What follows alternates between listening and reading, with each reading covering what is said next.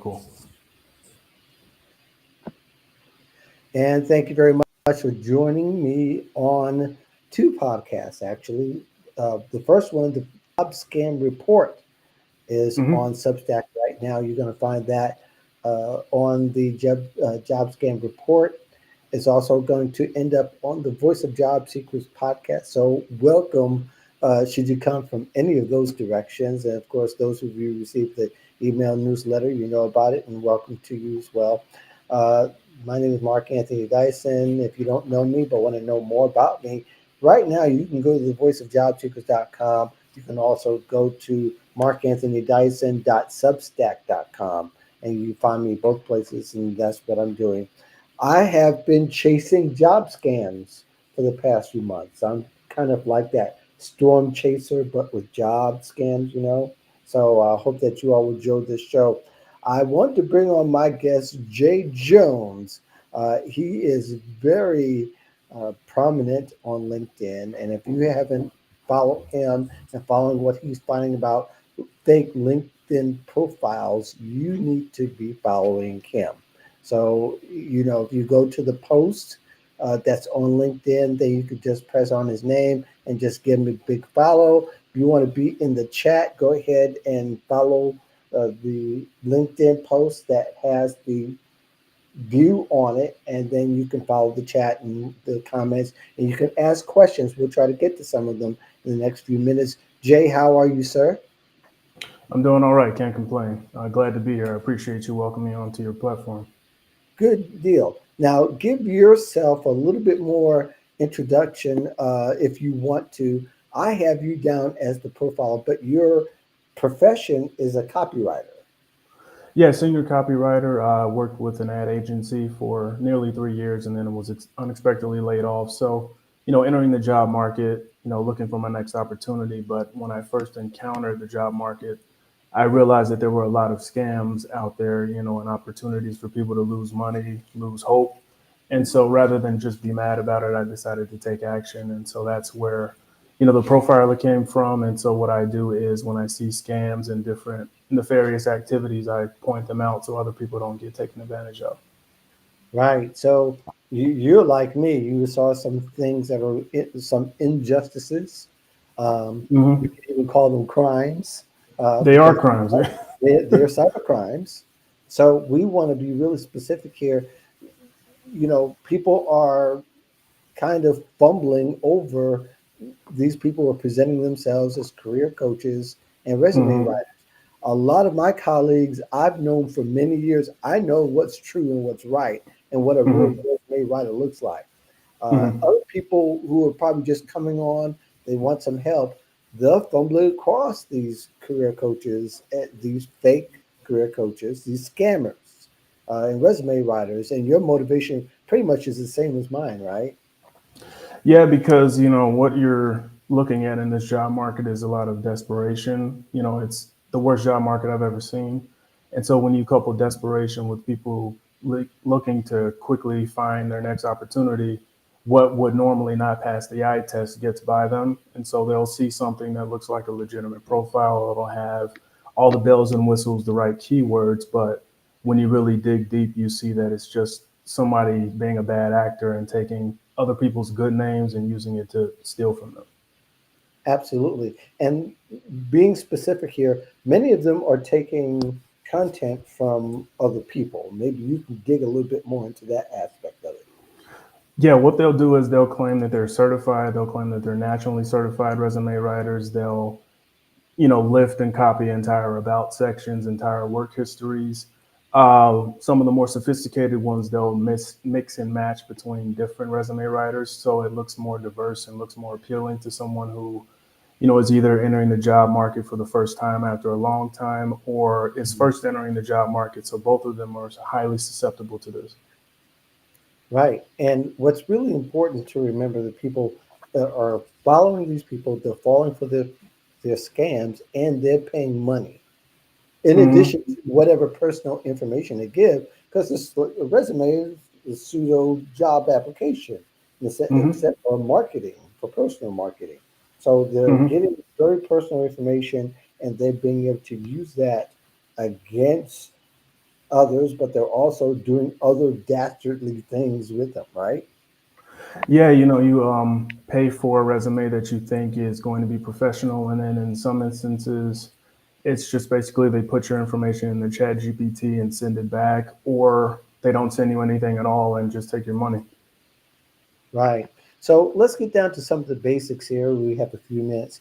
Why don't we talk about some of the initial signs and maybe some things that kind of tip you off and what most people would say, well, that's kind of strange. So what would you say would be a sign that people would often see and suspect, but they don't really delve into it because they're looking for help and they're and sometimes even desperate to take anybody's offering help. Well, it's funny you say the word kind because that's the word that they use, kindly. So, if you You're see the right. word kindly, run the other direction. Other than that, they'll claim certification. So, one quick thing you can do is go to CPRW's website or NCRW's website, and you can actually search for the professional. So, if you don't see their name there, that's a red flag in and of itself. And then also, if you use the open to work hashtag, anybody that says let's connect or send me a connection, please, or, kindly message me, those are all scams, unfortunately. Yeah. And many times too, you'll notice that their activity is not very, if you go to their profile, they don't have much activity other than the let's connect. So And you can see, constant reposts too, yeah, it's just constant reposts and constant automation that they're drawn to. So it may not even be a real person, but a real person has compilated this, as you found out, right? hmm And they'll also use attractive women as their pictures. So, Hmm. that'll pass the eye test. It'll make you more likely to listen to them. And Sure. really, it's just a guy overseas trying to get your information. Yep. And how about company pages as well, right? Yeah, I mean, they'll mock up entire company pages. They'll take, experiences and act like they worked at these companies. So there are a lot of legitimate companies that get wrapped up into this because there's no actual check and balance for who you can claim you work for, sadly, which there should be. Hmm. Yep. And many times they're going to not just set up one profile, they're going to set up many profile and kind of connect them so it makes it look like they have some legitimate presence on LinkedIn. Yeah, I've seen upwards of 3,000 of them. But what they'll do is they'll set up multiple profiles across multiple different companies and claim that they work at those companies. And, it's a team of them and they'll comment on each other's things and, connect to anyone within the network that they're looking to scam from. And because they have these connections to legitimate people, somebody who's just entering the job market, they see legitimate people connected to the illegitimate and they'll think that the illegitimate are legitimate. Right. And I think when people realize that they're fake profilers, many of them have found out almost too late in a sense because they've already followed them, they've already engaged in some kind of conversation, and many times have paid these fake scammers. Yeah, and then there's the other aspect of the shame that comes with it. So people don't want to admit that they got scammed because they're afraid of looking, incompetent. And especially in this job market where it's really intense competition, if you look or appear to be incompetent in any way, that could be a knock against you. But anybody can be scammed, so it's nothing to be ashamed of. It's something to learn from. Right. So really, we're describing some other aspects as well, like just the initial connection with some of these people. You see how impersonable they are, and very often they'll go and take you to another site. Yeah, yeah, they don't want to operate on the main platform. They want to get you to a sidebar somewhere else or have you click on a link or immediately upload your information somewhere. And, in one case, there's this woman, it's a sad story. Her name is Amy Gomat, and she was recruited, she thought, for a job with Shine or Sheen, the clothing company. They had an entire email thread. She had interviews. She ultimately had an offer. They sent her out a check, but the check was fake. Led to her quitting her real job to take this job that she thought was real. So now she's out of work and battling with the bank to, try to get her money back. Yeah, this is sad because a lot of people have done that not with just the idea of a fake career coach or recruiter, well, resume writer or career coach, but recruiters, hiring managers, and all that. And that's part of what I've been chasing, the aspect that people have portrayed themselves, even if used real profiles themselves, and Hmm. say, yeah, I'm so and so, and I'm on a special assignment to recruit this way. And you look at the profile, you find the profile, go, wow, this person really is who they say they is. But if you dig a little bit deeper, you get a little suspicious when that position's not announced, or you go to the company site and you don't find anything that relates to that position there. Yeah, that's exactly what happened with the Sheen example. They Mhm. pretended to be Katie He, I believe that's how you pronounce her name, and she's in talent acquisition there. And they Mhm. pretended to be her, but the actual person, she posted on her page that this is an ongoing scam that they're aware of and they're advising people to look out for. Yeah. So those kind of announcements from those professionals, when they hear about a scam being done in the company's name or their personal name and using their profile, they should set out a warning. And when you see that warning, you need to run. Definitely. And I mean, it's not so much on the companies in themselves because they can't track everything, Right. but when they're made aware of it, they should notify people. Absolutely. And that, I'm not insinuating at all that that's Mm-hmm. not uh, a behavior that legitimate companies would actually do. But all that to say is that scammers understand the behavior of people. They use the social engineering aspect and tactics to knowing that desperation equals not verifying Hmm. information and not validating the person that being reached out, who's reaching out to them and saying, "Wow, this person's legit. Let me make sure this person is." Yeah, because in her situation, Amy is again, she was excited, because of Mhm. the name of the company. Right. She wanted to get out of a bad situation that she was in, and so a lot of the things that you would catch, you miss. That's correct. Now, are you finding that some of these scammers? I have yet to see one, but maybe you've seen. Are they having, or do they get endorsements and recommendations? Now, I understand that these may be fake, but Hmm. have you found any profiles with them on it? I've seen multiple actually where they Mhm. have people that have given them recommendations, and it was confusing to me.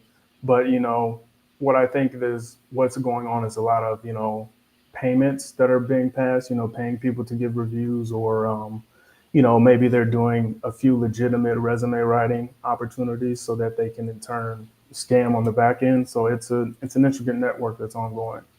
Right. And like you said, it's a network, so it's a ring. It's a crime Hmm. ring in essence. So they can get all their connections that are in it together and to create an illusion that Hmm. they are legitimate because they're connected to these people. They've gotten these recommendations. Hmm. So have you ever looked at the LinkedIn URL as a Yeah, way to yeah.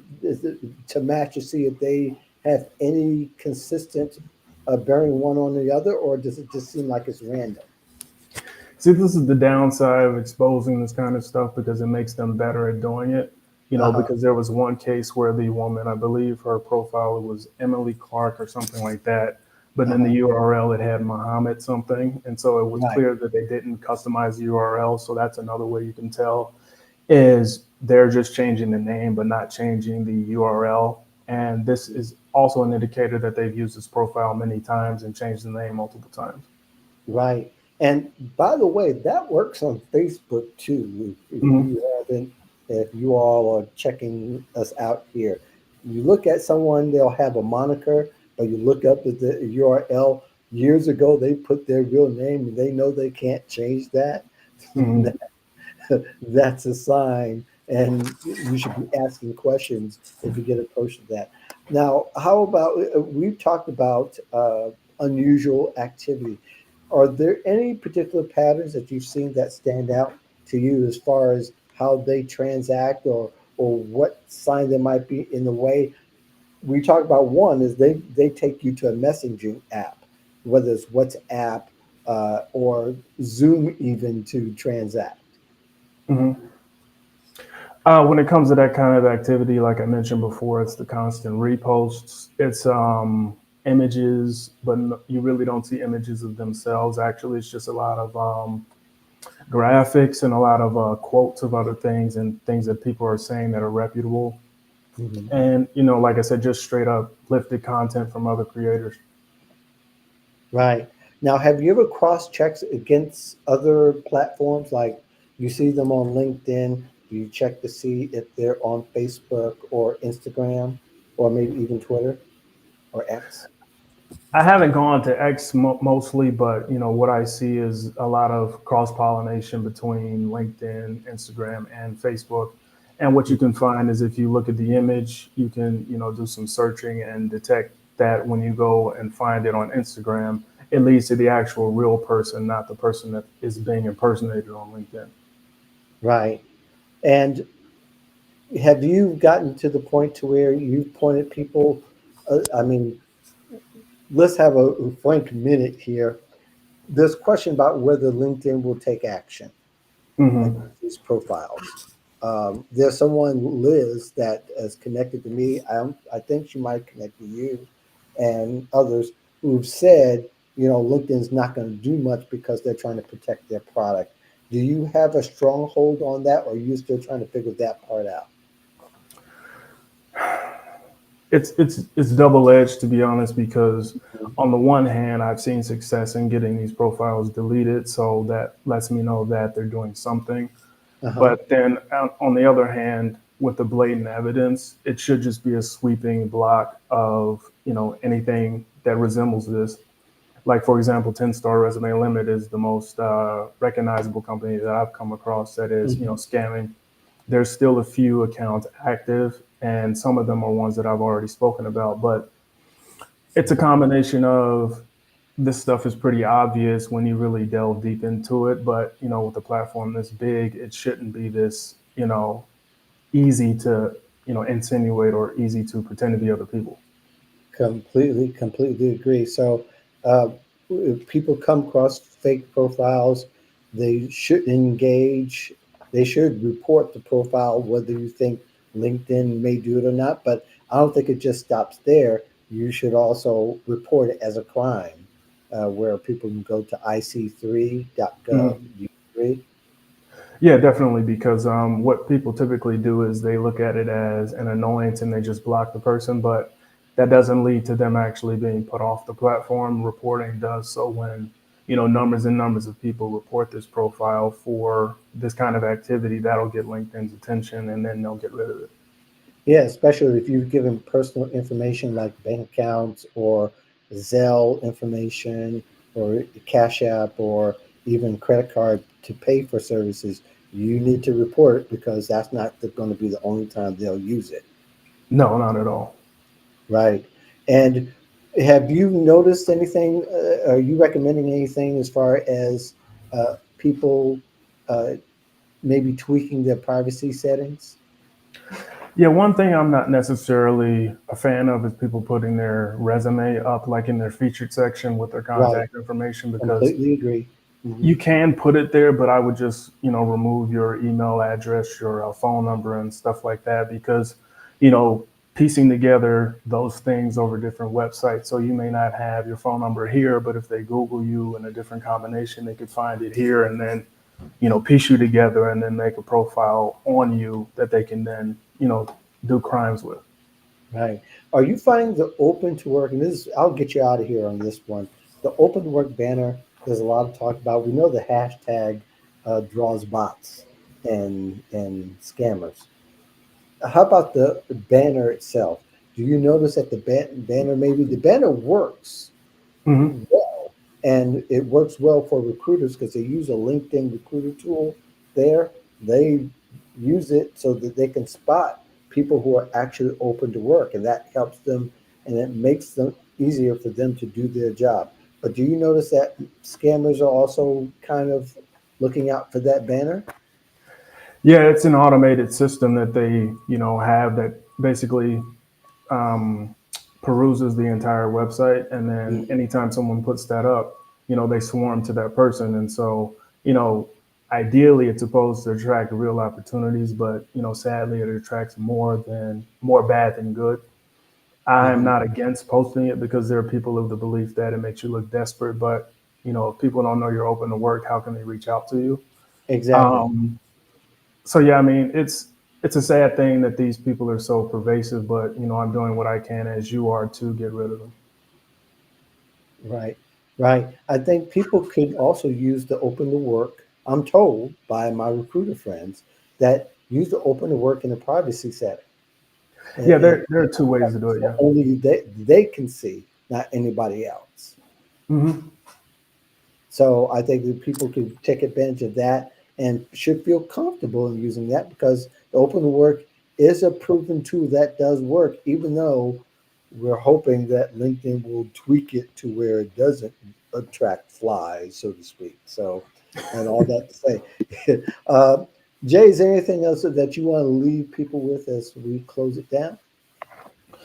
Try not to be desperate. I know it's really hard out here when it comes to Mhm. job seeking, but desperation can make you, make decisions and choices that you would regret because, that's what I said earlier when it comes to the shame that comes with it. Right. If you just slow down because scammers, they want you to make a decision quick and fast and they want to, entice you with the big flashy names of the companies and the money that you'll make. But slow down, I know it's difficult, but take your time and just do your best out here.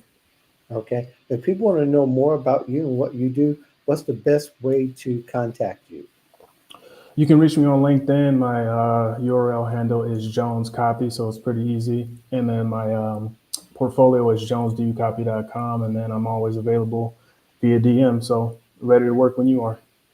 Great. Thank you very much. I'll be sure to put that in the show notes for the shows when they go live, like on the Job Scan Report. That's going to go out next Tuesday. So that's going to be a podcast there. It's only found on Substack right now. And then Voice Mhm. of Job Seekers coming up in the fall. You'll find it there as well. In the meantime, thank you very much for joining me. If you all have any questions at all, feel free to contact me, contact Jay. There'll be additional notes that I'll read as a follow up. I do have an article up today on the job scam report. So you can go there. That kind of is a precursor to our discussion here. So we kind of picked up off of that to get you the best information as possible. Again, any questions, hit us up, connect with us. Thank you very much. Peace and the value of love. We're out. Thank you for joining us.